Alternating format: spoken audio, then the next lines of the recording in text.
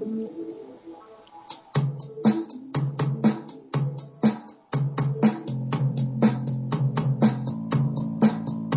everybody, it's Chris along with Ryan and George.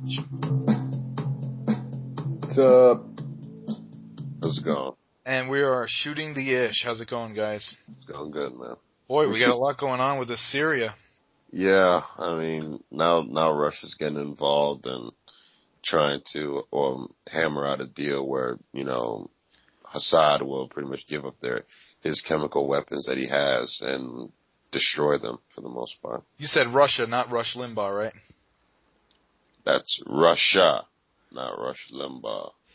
Well, it was very interesting what happened.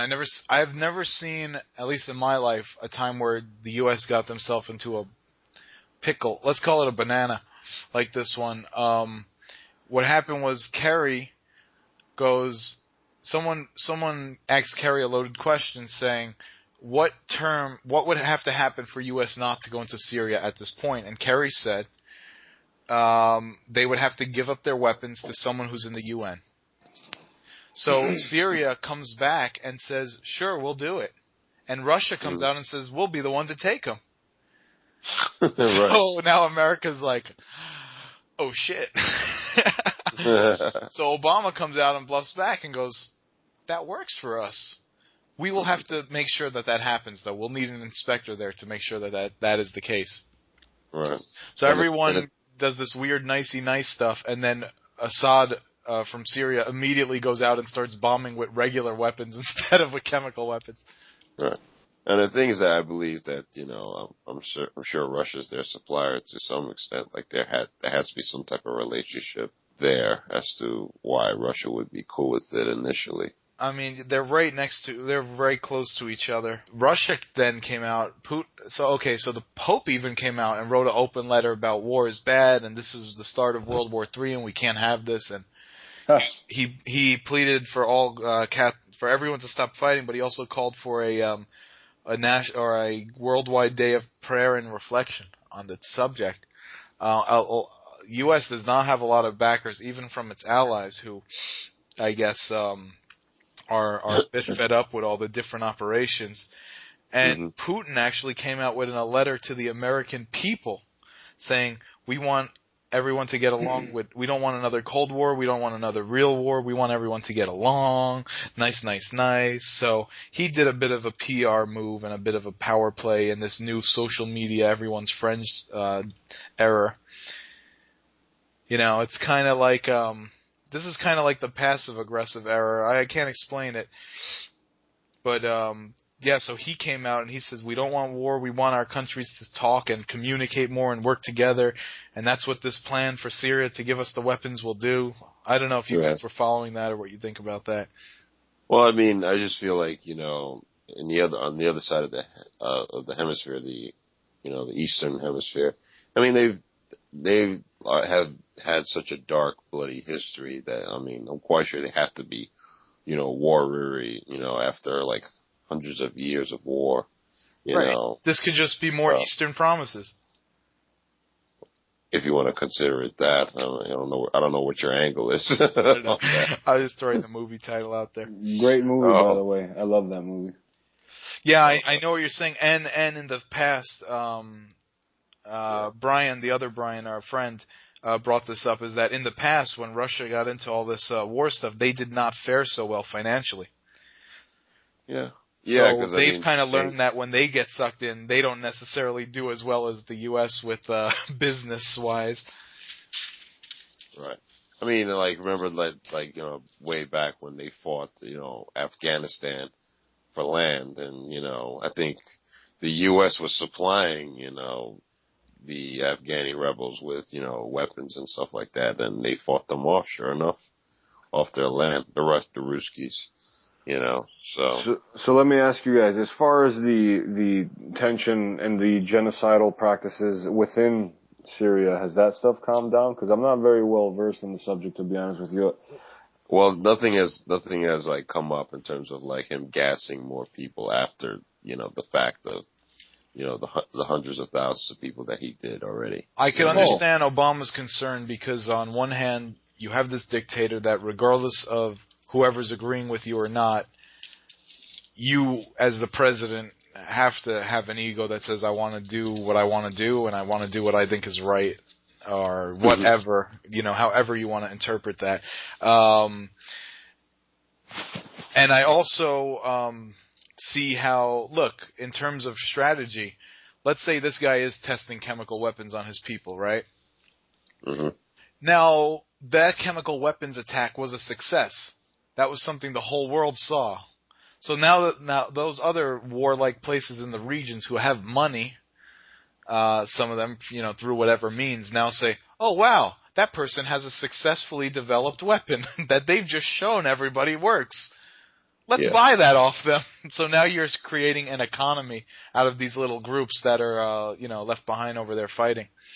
Right, and if it's left unattended, like, if they do, are acquiescing with our demands, of giving up their weapons, what's to stop them, or the person that does take the weapons from them, from selling it to other people in the black market? You know what I mean? Yeah, and the American people do not, regardless of what's right and wrong, there's like a 90% disapproval rating on this. Nobody wants to go back to war. Nobody wants to waste more money, people's lives over there. The effects are drastic and startling. Yeah, there was a lot of people lost this September 11th, 3,000. But some people, they even sympathize with some of the kids and everything that were blown up in Iraq. There was 1.5 million people that got killed in that whole Iraq thing. 1.5 million. It's a lot of people. Mainly civilians. If there is, let's say there's 6 billion people on Earth. 1 million. Okay, it's still in the grander scheme of things, I guess that's crazily still a small percentage of all people on Earth, but it's a pretty big frickin' number. Considering, if one person died, you would be pretty sad. Mm-hmm. Yeah. So 1 million people are died in one country. Right. In one country that's the size of California, Oregon. Yeah, something like that. Yeah. Or Oregon. Yeah, so basically we have our own special place of hell on earth in the form of Iraq.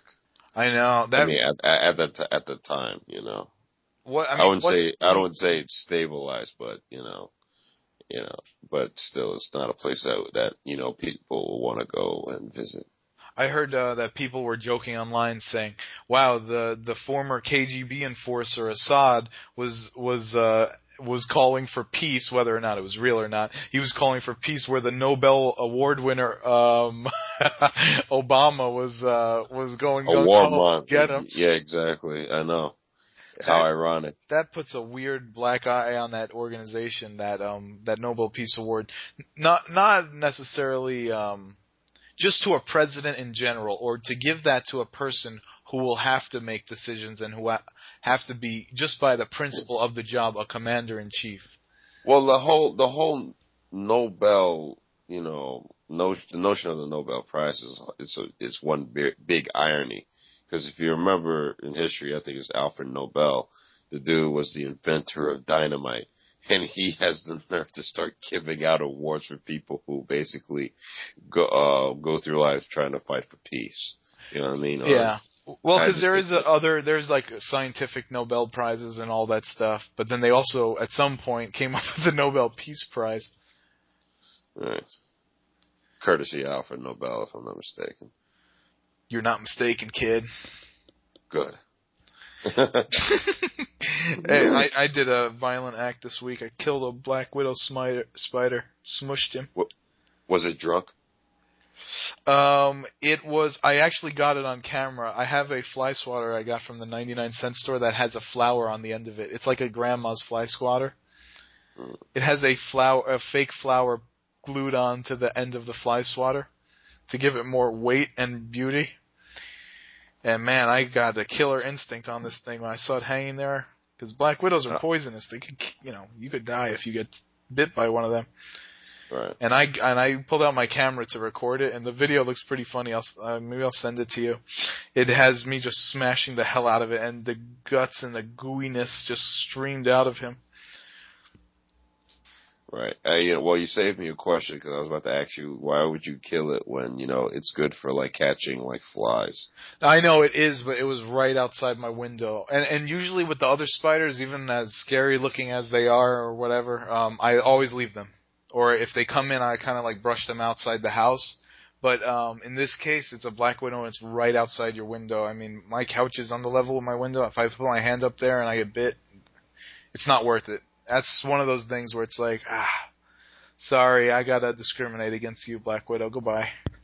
Especially when your medical plan is the DGS, which is don't get sick. Yeah. In this case, DGD, or don't get dead. There's a lot of funny things that happen when your life is on the line. Your mentality on what you think is right and wrong just goes completely out the frickin' window. Right, it really comes down to instincts. Your instincts just kick in. Morality's out the window, when something like that arises. You know what I mean? Yeah, speaking of, I have actually, Chris, I have audio of you smashing the spider. What's that?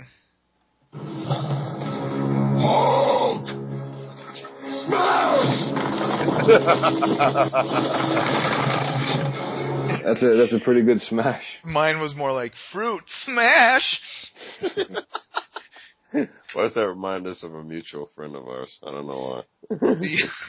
Smash, smash, smash. There was all I know is he's just like going all ape shit about Buffalo Bills all of a sudden. But whatever. What? That's in the Buffalo Bills. He says he's from Buffalo. I have no clue what you're saying. I'm going to move on, and I'm going to keep with the theme of Syria, Middle East, and all that stuff.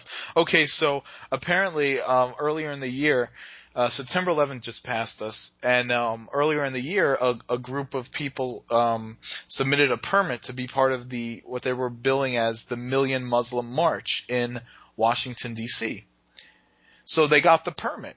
And this group wasn't just Muslims. It was actually all sorts of people. Some Muslim Americans who wanted to state the message of fear in the media against Muslim people and how there's a lot of good Muslim people in this country that come here to work hard and all of that. And it was also, I don't know, not libertarians, Tea Party people. And it was also people who claimed 9/11 was fake and rigged and this and that, truthers, I guess they're called. So all these people were coming together for a rally that was called the Million Muslim March. Okay. The bikers found out. This sounds like a B movie, man. This could be called Bikers versus Muslims. Okay. The bikers found out and they said, no, we're coming there, and we're coming there with 2 million bikes. So everyone's now meeting at Washington, D.C. on September 11th. How this did not have mainstream news coverage, I have no frickin' idea. I found this out through like little places here and there. And I was completely amazed, and I started looking into whatever I could find, even like stuff on YouTube. What happened is, because of the response, and they changed it to the Million Americans Against Fear rally from the Million Muslim March, the bikers said, fuck that, we're coming anyway to represent, and we're coming to remember the people who lost their lives on September 11th. So, moments ago, dozens of the Pennsylvania area the September 11th attack. So we're going to give you a look into what the scene was like here around 4:15 this morning as these bikers took off. A lot of bikers. This was their theme song. Obviously. I like when Al Bundy had that, when he was dreaming he had hair and a motorcycle. And he had the girl sitting on his lap. They actually edited that out for the DVD releases. I guess Fox, being the cheap asses that they are, never secured the rights for future video releases, home video releases. So a lot of famous scenes from Bundy's that have like those cool songs completely lost the vibe of the scene because now they just put a generic rock track behind them. They didn't even pay for the theme music, man. Right, yeah, on the DVD, they don't even have Love and Marriage on the DVD. No, it's some crap Fruity Loops. It's like, it doesn't even sound like Love and Marriage's theme song. No, not at all. But, okay, so anyway, yeah, the bikers, the bikers headed over to Washington D.C. By the time this all was said and by the way, Washington D.C. would not give them a permit. So I guess they were already permitted out, but the bikers were taking that as, oh, you're giving them a permit, but not us a permit. So, about the end totals. You want to guess how many people showed up, Brian? How much? On each side, take a guess. I would say 1 million each, but it might be less. No, I'm gonna say altogether like 150,000. 880,000 bikers. Really? And do you know how many people showed up from the million Americans Against Fear? Aladdin. Okay. Iron Sheik. Stupid. Oh, how many? About 1,000. I mean, think about it. If you heard this, would you want to be there? Would the Muslims want to be there if you heard this coming down the road? Are you saying this is like the American version of Ya Allah, Ya Allah? Yeah, that's what I'm saying, pal. So anyway, what the bikers showed up, but they said, look, we're gonna obey all traffic laws, but just so you know, because we didn't get a permit and because we're not getting a police escort, this is gonna completely jam up the city traffic-wise. There was a complete jams because they had to stop at all traffic signs. No one got arrested. A couple guys passed out of heat exhaustion on the bikes. A couple people crashed their bikes, but all in all, it was, I guess, some sort of a peaceful protest. But it was just so bizarre that you have this fringe group on the inside on the lawn of the mall there, and then you have 880,000 bikers riding around them. Yeah, you have the bikers coming up, and then you have the Muslims on the other side. That is not a Muslim song, is it? That's an Indian song. What are you talking about?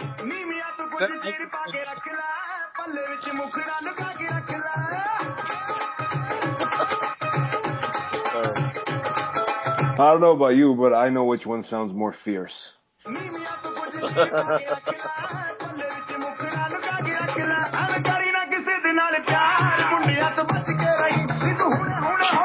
That's pretty good too, actually. That was a good one. Man, imagine Al Bundy was riding out to that thing. He'd be on a magic carpet. He had a hot Arab girl on his lap. Right. Unfortunately, won't see much of anything. I'm going to fuck the American out of you, Al. Ooh. Yeah, baby. Let's rock. 4 touchdowns in a single game. What is a touchdown? Oh. Yeah. So, hey, I guess that's cool. The purpose of the bikers, they were saying that they're tired of rights being taken away, and that's why they were there. And I guess kudos also to the people who were the 1,000 people that showed up on the other side. I mean, that must have been a lot intimidating when you're outnumbered 880 to 1, and you weren't, and it wasn't like that group was necessarily going in for a battle. The other group was more of the one that was saying, we're here in response to you guys, so. Mm-hmm. Interesting situation that did not make mainstream news, while Miley Cyrus did. Yeah. And you know what's other interesting? I saw that, I saw this thing online saying Time magazine on every continent had the whole thing about Putin and Syria, and in America specifically, Time magazine had a picture of a baseball player on the front of it. Who was Which it? baseball player? I don't know. It shouldn't. I guess. You see, Chris, you're not really an American. You should just be listening to this all day.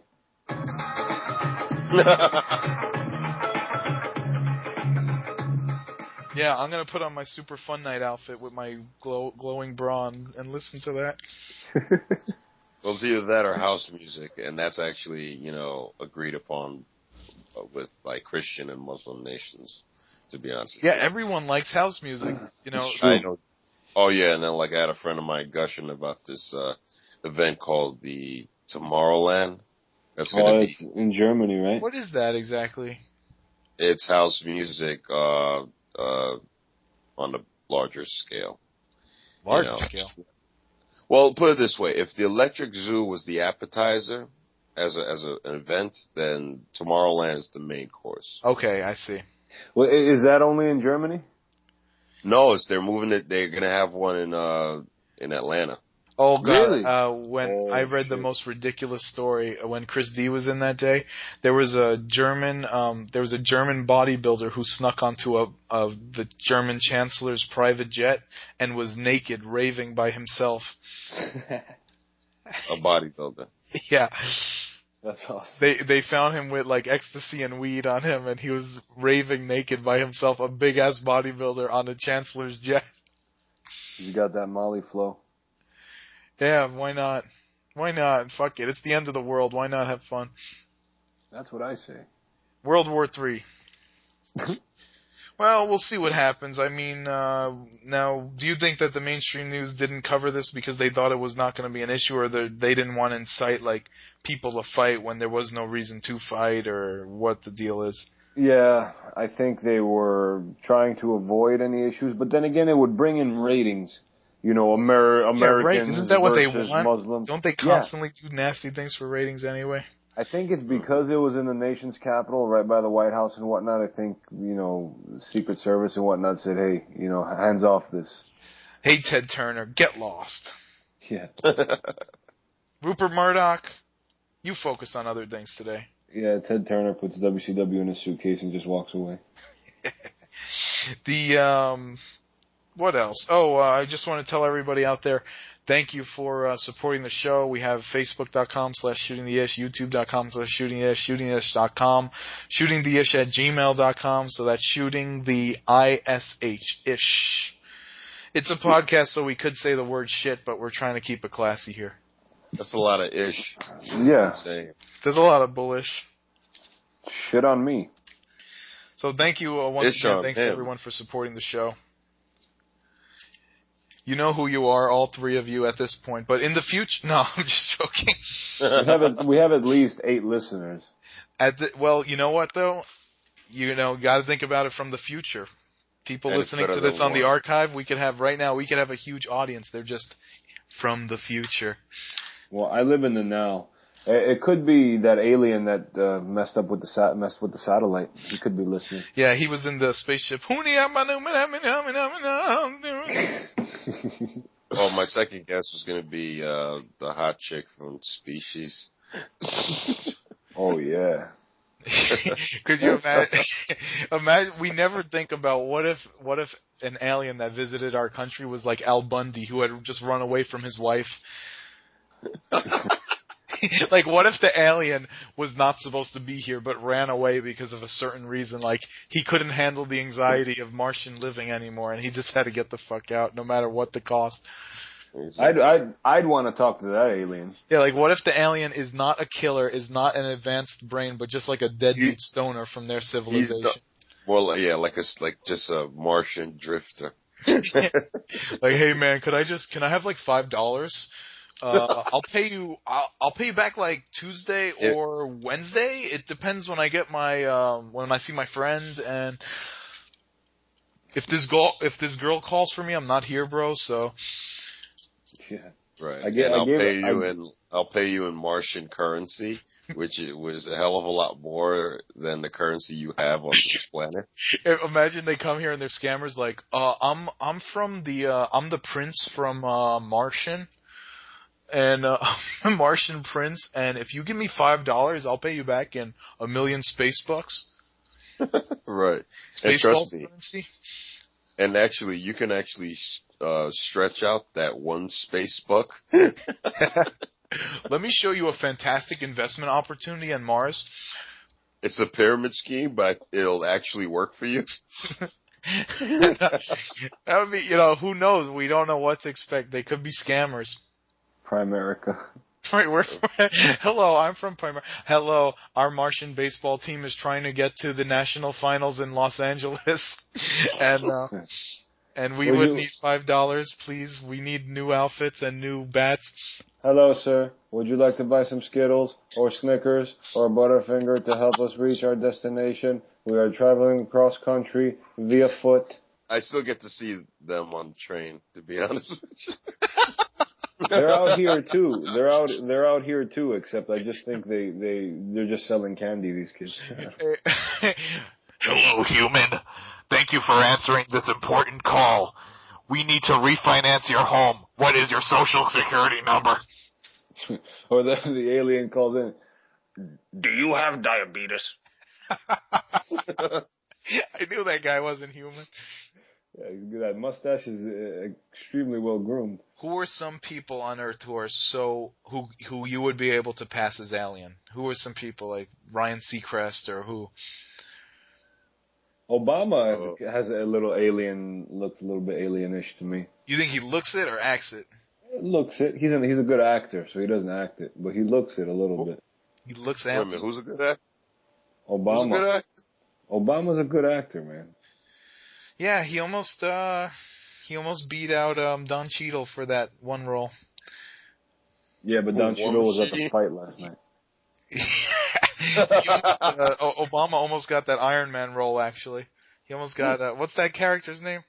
Rhodey. James Rhodes. What's his superhero name? War Machine? Yeah. He almost got War Machine's job. Then he said, nah, fuck this. Real life is more fun. Yeah, exactly. Oh, did you see that Photoshop picture of him in the War Machine outfit? But it's like the Iron Patriot for Iron Man 3. Oh, I didn't see it. Oh, yeah. I mean, just Google it. It's hysterical. It looks real, to be honest with you. It looks like it's really him. Man, Photoshop is getting crazy scary in terms of realism. Oh, yeah. Because remember back in the day with Photoshop, they would just take a bad picture of someone's face and put it on a porn chick's body, like in the late 90s, and it was clearly not the person. Yeah. Now people, you can transform anything into anything you want, basically. The track matting is like getting advanced now. It's ridiculous. Wow, yeah, they put Obama's face in that Iron Man costume. Look at that. Oh, yeah. Oh my God, this is crazy, man. I know. And okay, speaking of, if we're gonna get into movies, do you want to have a conversation? What are your top 3 to 5 favorite movies of all time, and why? Let's do this. Before we get into that, has anyone seen that trailer to that new Sly and De Niro? Oh God, yes. Grudge match. Jesus Christ. I haven't seen it yet. Apparently there are 2 geriatrics going to fight each other, correct? It seems like the exact plot for Rocky 6 or Rocky Balboa, whatever you want to call it, except that they're both old instead of one guy being old. Yeah. To the point where like, people were reporting that this was a Rocky movie when it first started being produced. But also the plot is similar. It's all based on a computer simulation of who would win. Mm-hmm. Which is exactly what Rocky 6 was about. Right. And like in the trailer, you see like, Sly in a video game suit, or what do they call that shit? Motion capture. And then out of nowhere, De Niro's wearing one, and he looks ridiculous. And then they actually get into a fight. They actually get into a fight while they're in this suit. And everyone's calling them old the whole time. Well, I understand why they did it. For one reason, it's a draw because one guy is Rocky and one guy is Raging Bull. Yeah, that was the tagline that they pitched to studio execs in order to fund that film. But the thing is that you associate Sylvester Stallone with being Rocky, but at this point, De Niro's look has changed so much. You don't think of him as Raging Bull, and that was just one movie. It wasn't like a American character fascination like Rocky was. Right. Raging Bull is not a pop culture icon. It's just a good movie. Yeah, and it was about a real life boxer, Jake LaMotta. So well, Rocky was about a real life boxer too.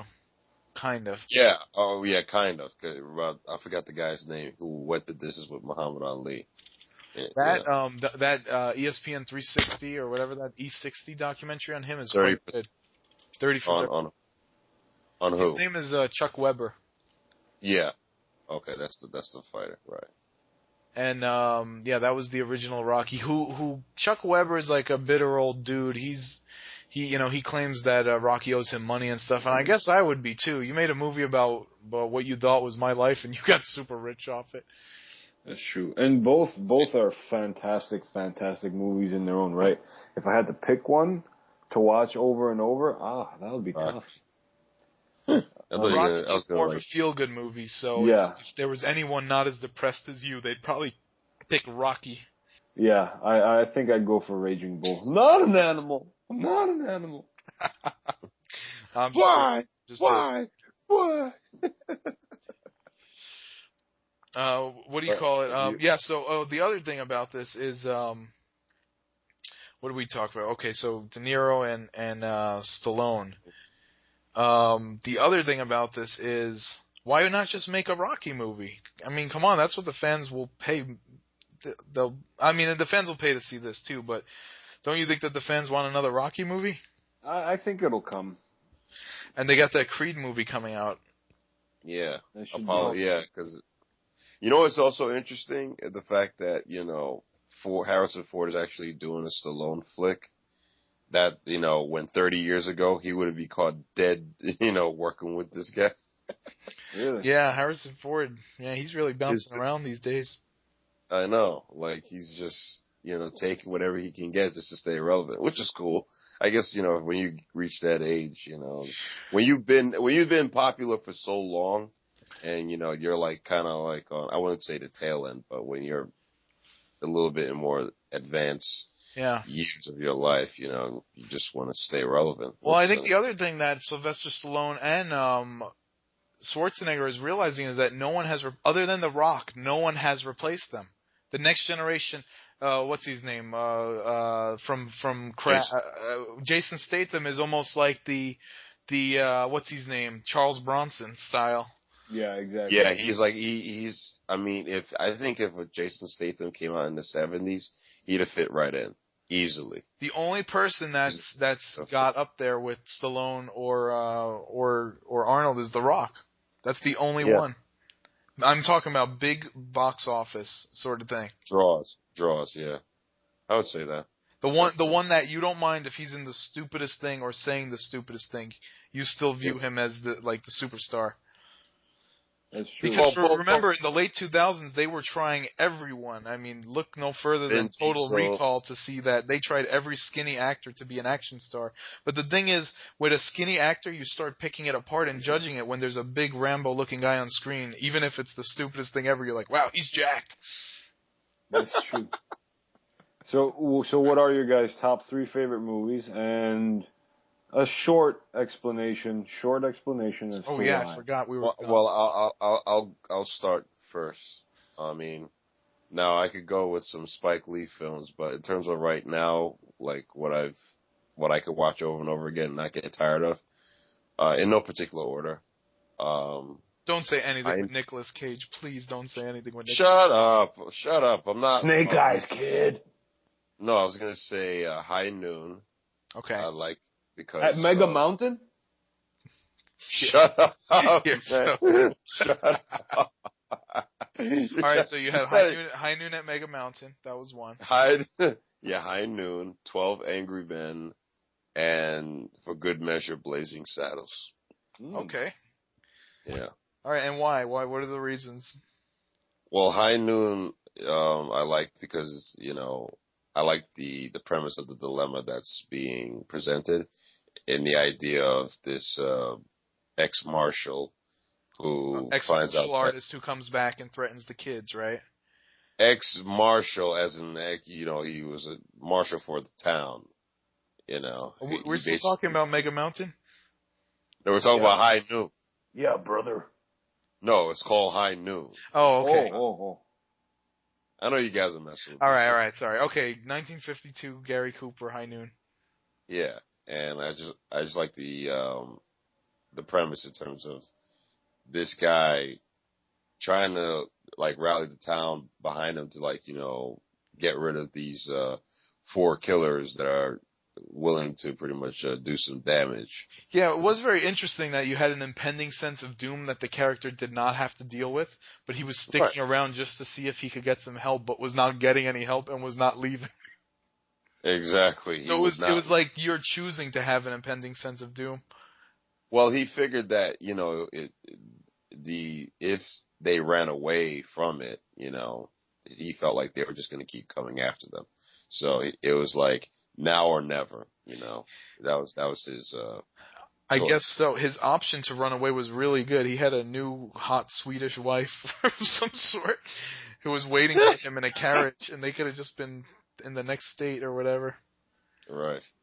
You know, so there's that. In terms of 12 Angry Men, what I'm impressed by, what I'm impressed by that film is that it takes place in just one room, and you have all these different characters so distinct from each other. Right. And if you haven't seen it, you have to go see it. And the fact that you have like this one guy out of the 12 is so convinced that the defendant is not guilty, and just seeing how it transpires to like him convincing the other 11 that, you know, what the evidence that was presented was false. Man, you really like uphill battles. Yeah, and then here's, to me, this is the left of center uphill battle in Blazing Saddles. Here he got a black sheriff. He's trying to defend a white town, you know, from a bunch of you know, people who are trying to build a railroad across their town. Well, they had to demolish that town in order to build a railroad and all that. And they figured he was hired by the government official they figured that if they get like a black sheriff, that they'll pretty much like run out of town. But instead, he won them over. And it's just outlandish in terms of, because I grew up with Westerns, so to see this was a bug out to me, you know. And of course it's directed by Mel Brooks, so I love the sight gags, you know, there, and the double entendres and innuendos. So yeah, some of the Mel Brooks movies are dated, some are not. No, like to me, History of the World is dated. Spaceballs is not as bad. Right. To me, you can't go wrong with Young Frankenstein or Blazing Saddles. Yeah, those are classics. What about what was the other one? Robin Hood. Is that dated? I guess not. That was the most. No, that's good because it's a fairy tale story, so it's not, you know, it's not dated. History of the World, the comedy is super dated in History of the World. Right. There's certain things that just, I guess, if you were a younger viewer, you wouldn't know what they were talking about, and there's certain like gimmicks they're doing comedy-wise that are just go over your head. Right. I felt like, you know, with Men in Tights, I thought it was interesting that, because remember, the big hit of the previous year, I think, or a year or two ago, was like Kevin Costner's rendition of Robin Hood, Prince of Thieves. Right. So I guess Mel Brooks came up with the idea, like, we'll lampoon that, but we'll juxtapose it with the Adventures of Robin Hood, which came out in 1938, you know, with Errol Flynn, and just make fun of the fact that they had to wear tights back then, you know, in that studio, in that old version of the legendary tale. Yeah, he was like the Weird Al he was like the Weird Al of comedy for a while. Oh yeah. Yeah, I mean, you had the Zucker brothers, you know, you have, who else? The Farrellys, you know, they'll take certain things apart. They'll take certain conventions and deconstruct them and make fun of them for the most part. Now, 12 Angry Men, that's interesting you say that with the one room. I was watching a lot of one room stuff. Obviously, Hitchcock has Lifeboat and, what's his other one in one? Oh, Rope, especially. Yeah, Rope is interesting because it's all done in one take, if I'm not mistaken. It's actually 8 takes with hidden cuts. With hidden cuts, right. Yeah, so it was kind of like 12 minutes, and then, you know, they pan behind a wall that looked dark. Right. Lifeboat is a lot of cuts, but it's all in one little boat on a studio backlot. It's impressive. Right. Then there's also these movies which are brilliant. The Before Sunset, Before Midnight, Before Dinner, Before you know what I'm talking about with Ethan. I have to watch those. Before Sunrise and Before Sunset. I didn't see Before Midnight, so I don't think you'll spoil it for me though. I doubt either of you guys saw that. No, but all I know is that I have to get ready to go. So. Oh, you gotta go. Okay, so real quick. Oh, so you gave your 3. Yeah. So I'll catch you guys later. All right, Chief? All right, Brian. Thanks. All right, brother. All right, later. Take care. All right, George. Well, that stinks. We got a 2-man crew. Well, it's And 11:30 now over I'm there. forced to talk to my damn sound man.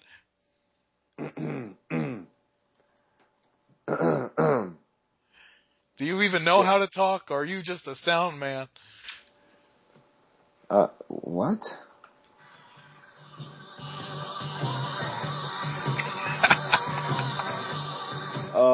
What are your 3 favorites? Do you want to do me or you? You want to do rock, paper, scissors, or? All right, I'll get into mine. Top. You want me to go in descending order, ascending order, or what? Just give me the top 3. Okay, top 1 is like we were talking about Rocky. Rocky 1 though. Yeah, of course. For multiple reasons, for what it was on film, what it was off film. I know some people say it's like an Italian pride movie, and I happen to be Italian. Maybe there's some inner connection there, but I don't see it as having Italian pride. I don't connect with it on that level. Mm-hmm. I just see it as a great story about an underdog and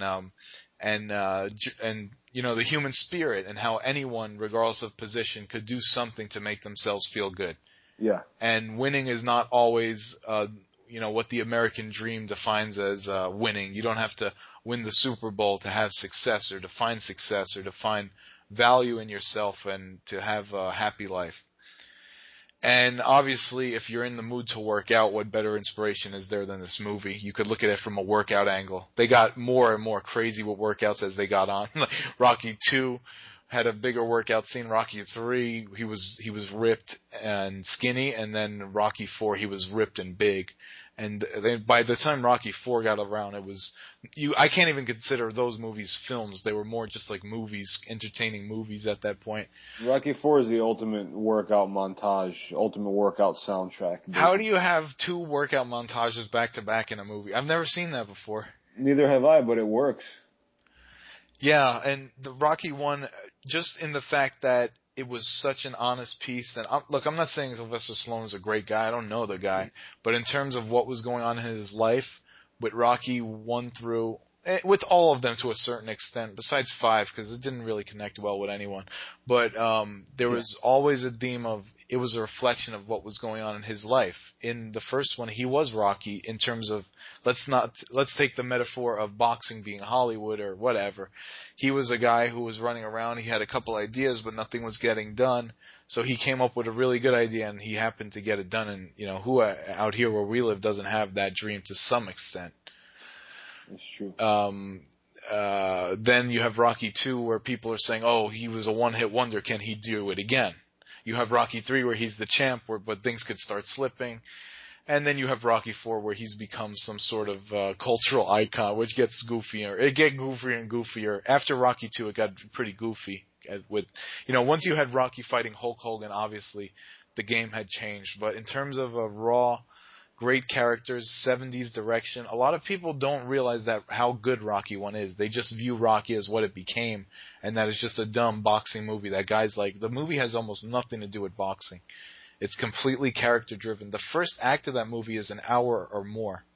Yeah, you're absolutely right. I have seen it multiple times recently, actually, and I have a completely newfound respect for it. It's so great. The characters are all fantastic all around. The acting is great.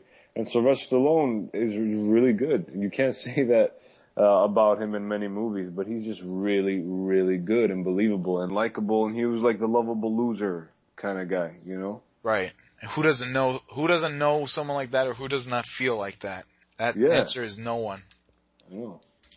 Because you want to feel good for that character, and they did, you know, they were smart enough. They started him as a leg breaker, you know, and he was breaking the guy's thumbs. That was his job, but they were smart enough to throw in the beginning that he didn't break the guy's thumbs, and he wasn't really smart enough to come up with a good excuse. But there was something inside of him that no matter how bad things are, no matter what position you're in life, there's always something inside of you that's good, and that you could work on that good part, and you could come back. So it's really, I'm getting a little emotional thinking about it. It's just a total summary of the human spirit, the American spirit, and all of that. Excellent. Now, what it became, obviously it became goofy, but please, anyone who hasn't seen it, go see the first one. The boxing parts of it are 5 minutes at most. 10 minutes maybe. That last fight is 5 or 10 minutes. Yeah, it's true. And There's it's not also, much boxing in it. it's also about the American dream. It's Apollo Creed gives someone a shot that never had one just because. There wasn't much reason behind it. Here are you. Let's see what you can do. Here you go, kid. So I could talk about this movie for an hour and a half, but let's not do that. My second favorite movie of all time. No, I'm saying with Rocky and all of that. My second favorite movie of all time would have to be Children of Men. Really? Yeah. Is that surprising? Not. I don't know. Explain. Once you study film, you're constantly reminded that it's a movie because you know all the tricks in a way. And I've been able to get over that as I've gotten older. I've been able to like sit back and take in the movie for what it is and then maybe criticize it on the second pass. But when you're in like a film school environment, it's impossible. For a while you just hate movies and you're just a critic in a way, Uh-huh. Because you're like, oh, I know how that's done. Well, of course your brain is so in that mood. Children of Men was the one movie that during that time period of my life that I saw, and I was completely thrown out of the loop. I was completely like, oh my God, this is real, and I'm in this. And as what we were talking about with Rope, with the hidden cuts, there were certain scenes in the movie that were completely action based, where the camera was panning around, and there was no visible cuts for up to 5 minutes at a time. So if you want to talk about spectacular action scenes, I always did like a main character who didn't give a shit in a way. Like I never liked a weak main character, but I always liked a main character that maybe didn't give a shit and then started giving a shit. And that's kind of what we have here with Children of Men. I thought everything was good. I wasn't really fond of Julianne Moore's role in the film. She died off at some point in the film, and when it became less about her and more about the conflict, I was a little more into it. I just wasn't connecting with her. Maybe it's because I was pissed about Red Dragon. Yeah. Or no, I'm sorry, I was pissed about Hannibal. Red Dragon was good. Hannibal was shitty. Well, you took an iconic role that Jodie Foster did so many little nuances to that role, and then everyone was expecting those nuances in the character, so obviously a new actress is going to have a new interpretation, but because it was kind of a standard acting job to something that had previously been so nuanced, you were a little thrown out of it. Obviously she couldn't mimic Jodie Foster's performance, but okay, so that was my number 2, Children of Men. Also, it has like the fate of the world's at stake. The human population, for whatever reason, has stopped being able to create children. So everyone on Earth is basically dying off. It's the end of the world. It's not. There's no spaceships or attacks or explosions, but it is still the end of the world. Because the world's going to be here, but human population is now dying off. So one girl gets pregnant, and now he has to protect that girl, the main character. It was Clive Owen in that movie, right? Mm-hmm. Yeah, he has to protect that character, but there's all these different political influences that have their own bastardized view on what that means to protect this character, because obviously whatever group has this woman has ultimate power in the world, because you're the only person that's able to reproduce if you're mated with her. Yeah. And it was good. And it had an epic climax, and it has the character arc of a character who's selfish that becomes a character who's giving and sacrifices himself in certain ways. And the fact that throughout these mega action scenes that your mind was tricked into believing they were real by not having any cuts, that the character was getting more and more fucked up where he couldn't walk straight. So that's always cool for an action sort of movie or adventure movie. Gotcha. And number 3, sorry to ramble there. Number 3, I would have to say Shaun of the Dead. That was good. I'm not too big of a fan of zombie movies, but this was complete entertainment in terms of comedy, romance, drama, action. In terms of script writing, it was perfect script. It had a flow from beginning to end. What was A became B, what was B became A. So it was a perfectly written, entertaining script. That's true. I can't say anything more about it, I guess. It was funny. The characters were good, too. And that's why it feels like a little bit of a rip when you see the new movies that they make. They are entertaining. That The World's End was entertaining, but let's put it this way. You've seen it 3 times already. It's not anything new. Yeah, It's Hot Shaun of the Fuzz. Dead 3. Hot Fuzz was its own little thing. I didn't like it that much.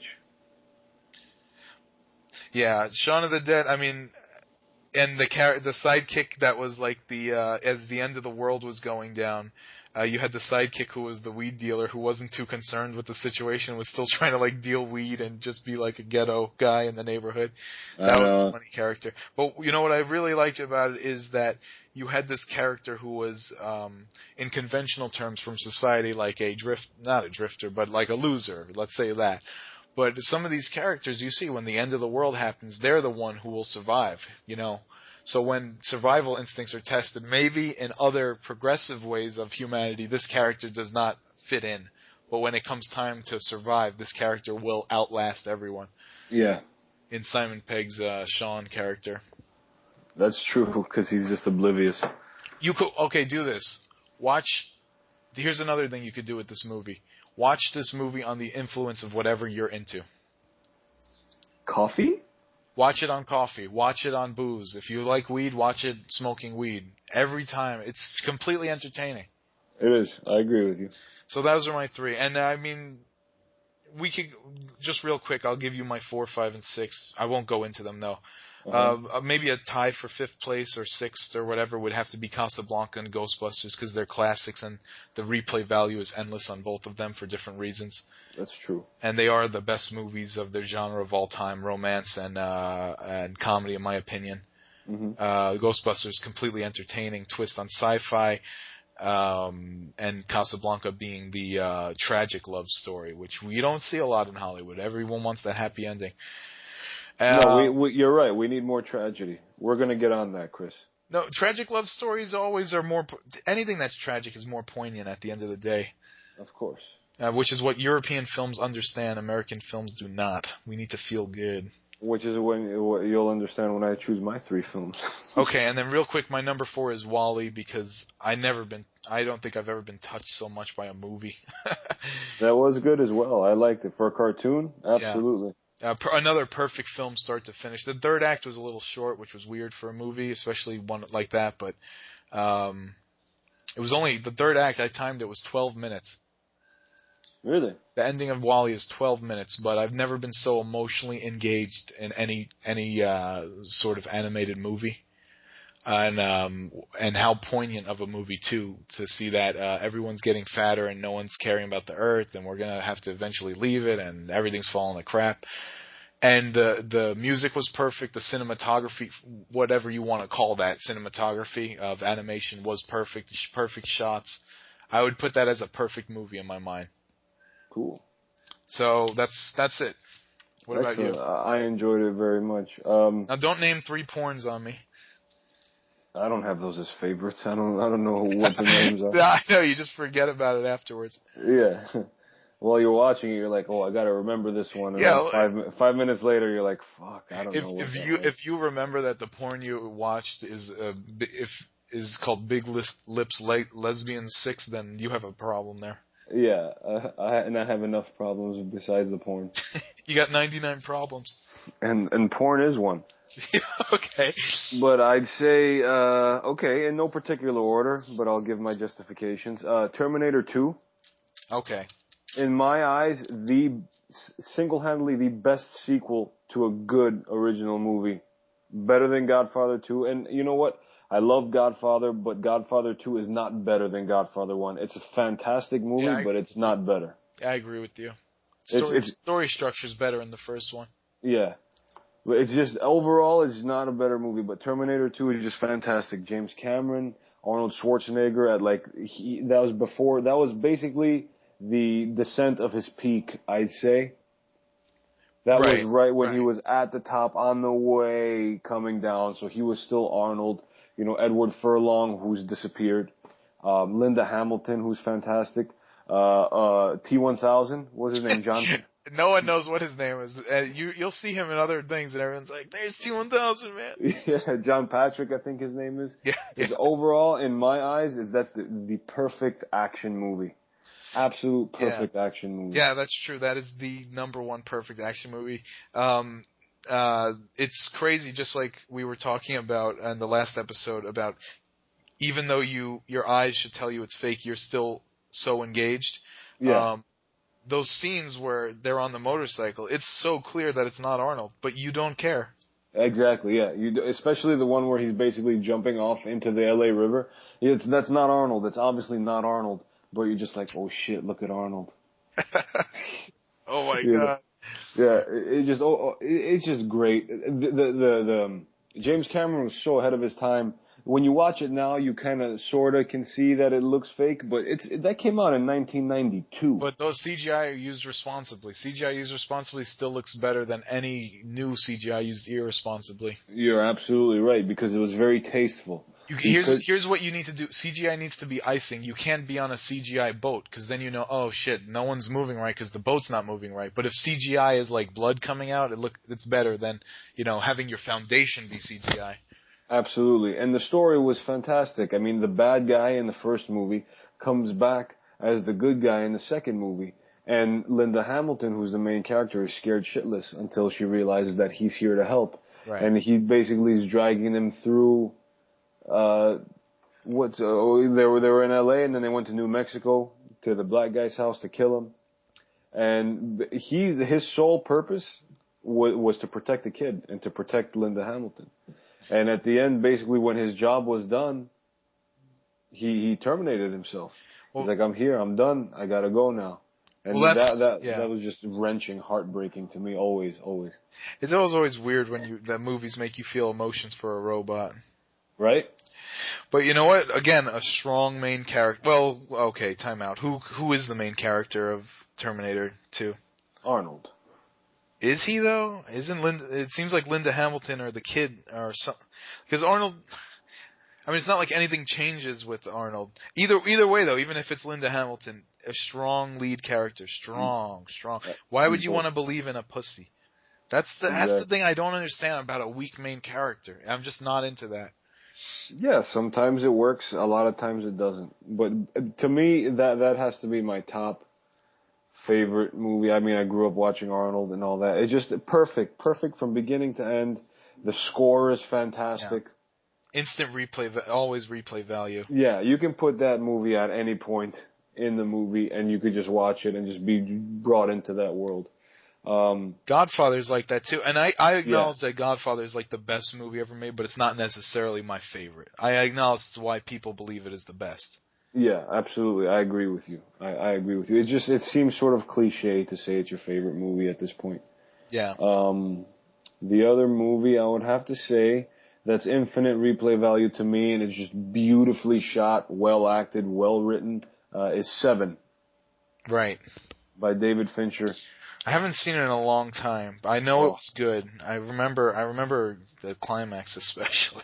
It's one of the only movies where the antagonist appears in the last 15 minutes of the movie and is remembered so wholeheartedly for being that character. Kevin Spacey is the bad guy, and he appears in the last 15 minutes of the movie. It's a 2.5 hour movie almost, right? It's 2 hours.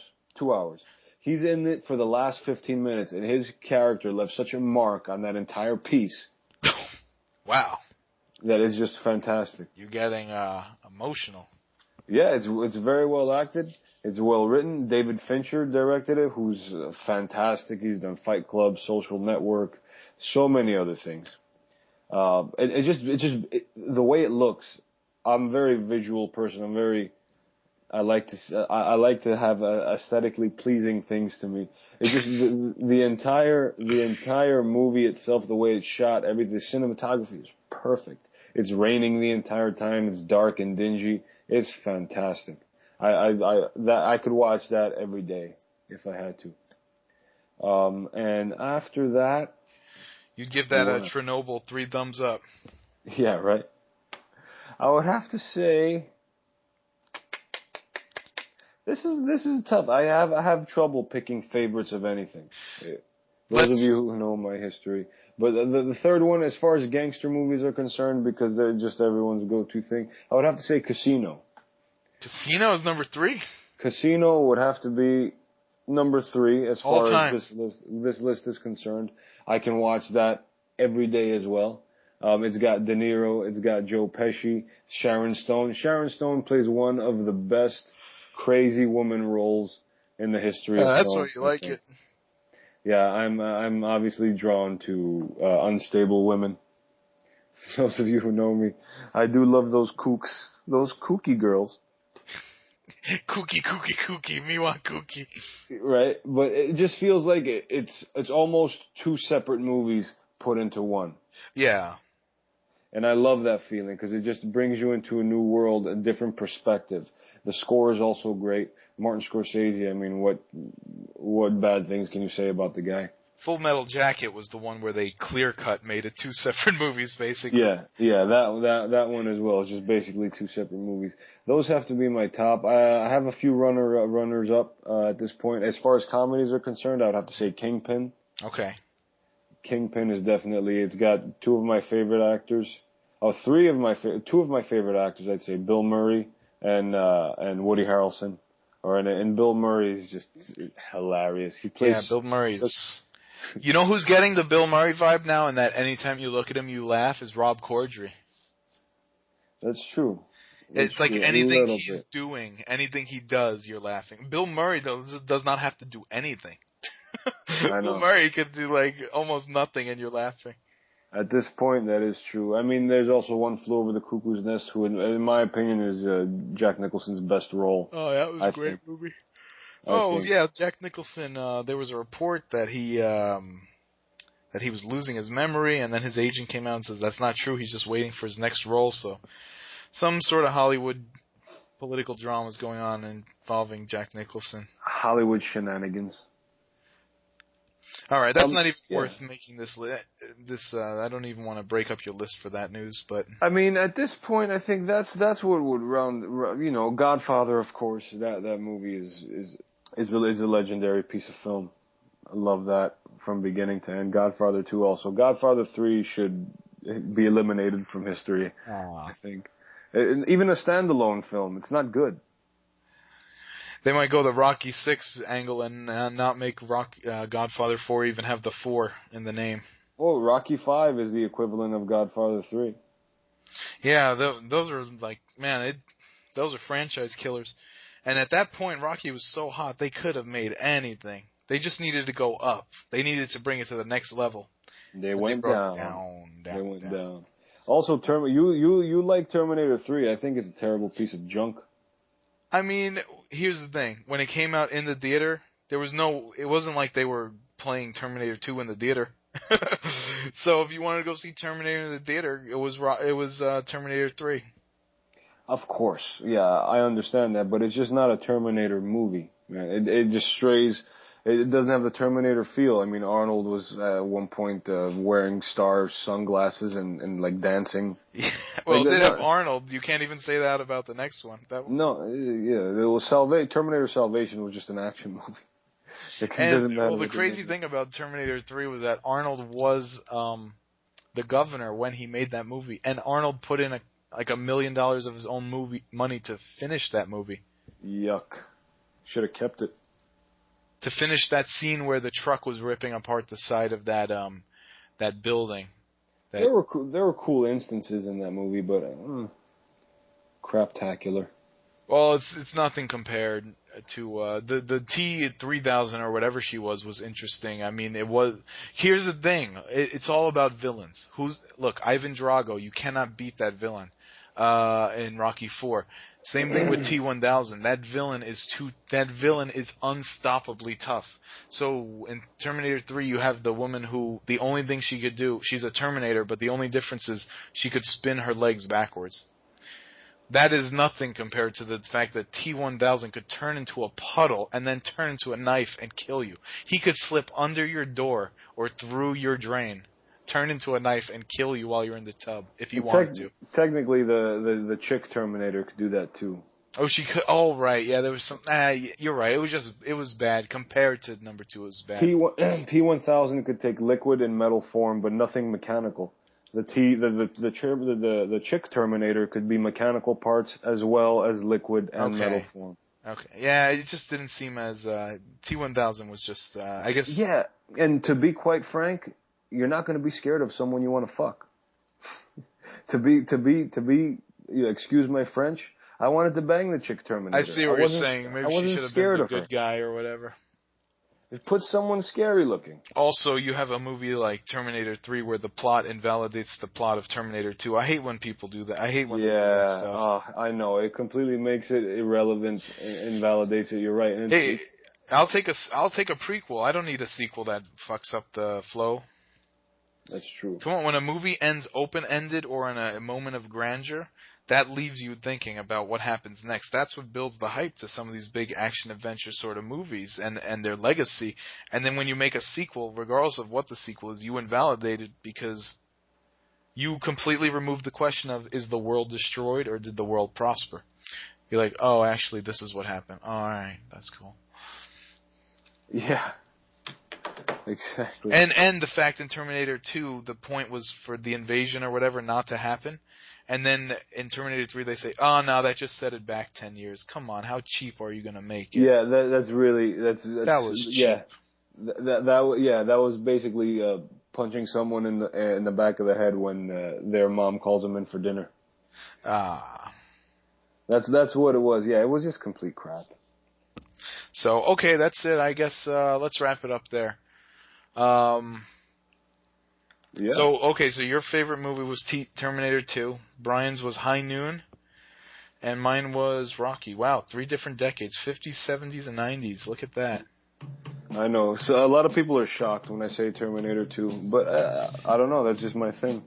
It's I'm a very simple man. Movies are for entertainment. In terms of entertainment value, that's a good one.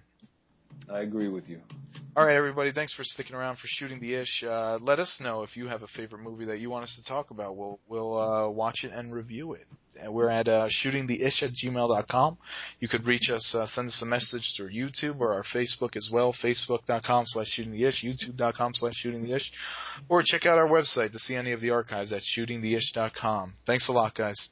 Thank you, and you can also check us out on Twitter at shootingtheish. Yes, you've been listening to Shooting the Ish.